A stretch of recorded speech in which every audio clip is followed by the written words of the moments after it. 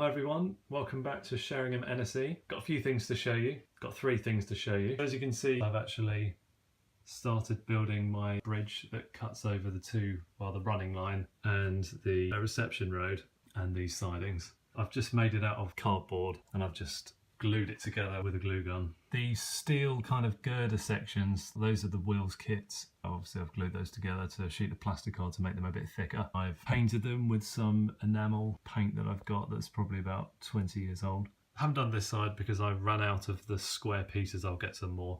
That just needs to be weathered now really, and that's pretty much done. The brick effect it's just paper. The plan is basically cover it in brick paper, see how I feel about it, and I can always go back and change it for plasticard, which is what I'll probably do eventually. I haven't finished it at all, as you can see. I need like an arch around here. This section across here needs like a lattice girder. I'm not exactly sure what it will look like. I can't really find one online ready to run that I like, so I'm probably going to build one out of plasticard or 3D print one.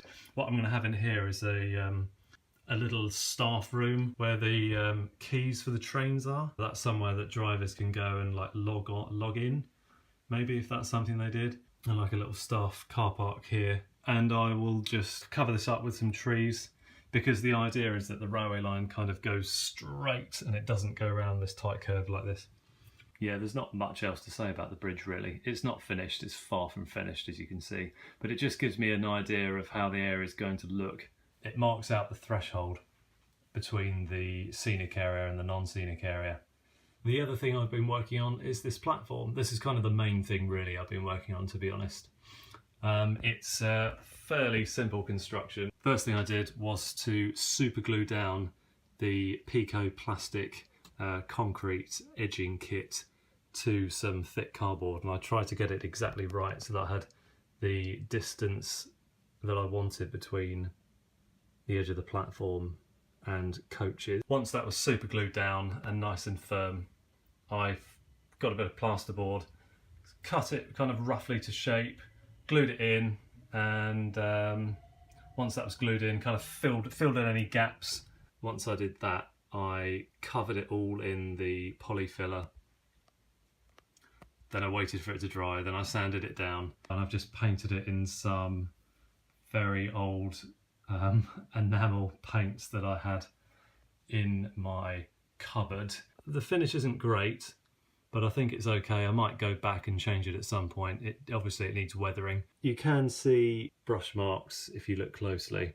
I didn't realise about the sponge technique. The edges of the concrete platform are painted with this rail match concrete 422, I think. I didn't add anything else to it. It's literally just straight out of the pot. And for the white line, I just masked this off, and I use spray paint for this one. Yeah, this is what I use, this Humber acrylic spray matte white, I think it is. I'm quite pleased with that. I do like the way it looks. I quite like the colour. I might add a bit of white weathering powder maybe, just to make it look a little bit kind of faded in the sun, and obviously weather it, grub it up a bit. But it's nice now to have an actual platform edge to run my trains into, because it was getting quite boring just watching them pull into an imaginary platform.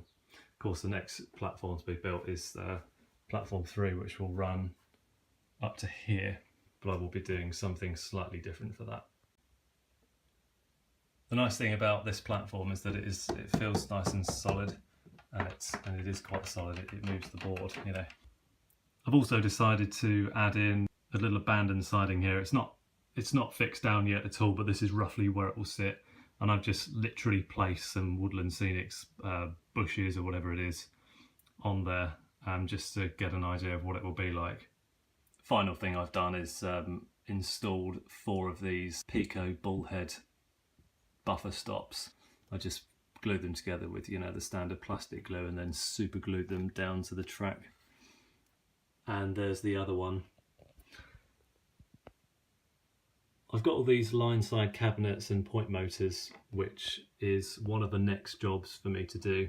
We'll be obviously fitting them down. Obviously I know where the dummy point motors are going, but I don't know exactly where the cabinets go. I need to do some research, and I've also got the wheels kit cable trunking. I need to know exactly where it goes in real life before I kind of commit to fixing it down. So I need to do a bit of research. But that's one of the next jobs. So probably in the next update, you'll see a little more kind of line side detailing like that.